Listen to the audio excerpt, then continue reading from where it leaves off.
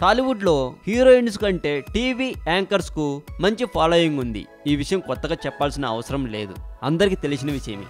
అయితే అనసూయ, రష్మి, శ్రీముఖి లాంటితో పోలిస్తే శ్యామల గారు కాస్త డిఫరెంట్ అని చెప్పక తప్పదు.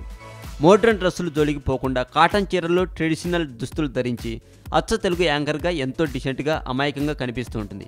వాస్తవానికి శ్యామల గారు ఈ యాంకరింగ్ రంగంలోకి అనుకోకుండా వచ్చిందట. అయితే యాంకర్ శ్యామల గారు ఒక విషయం బయటపెట్టారండి.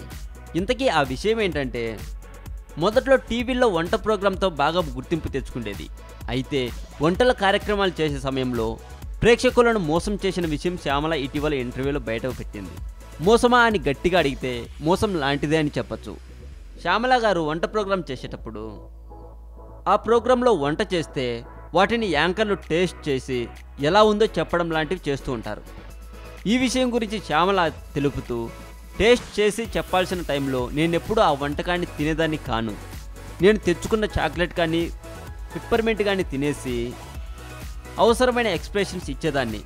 పక్క వాళ్ళు ఎవరో టేస్ట్ చేసి చెప్పేవారు.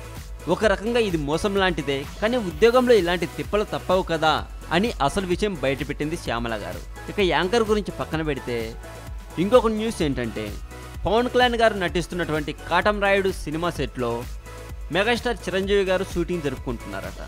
ఇక విషయంలోకి వెళ్తే, కాటమరాయుడు షూటింగ్ స్పాట్లో మెగాస్టార్ కూడా కనువిందు చేస్తున్నాడని సమాచారం. అంతేకాకుండా మెగాస్టార్, పవర్ స్టార్లు ఇద్దరూ గంటకు పైగా అంతరంగికంగా చర్చించుకున్నారని చూసిన వారు చెబుతున్నారు.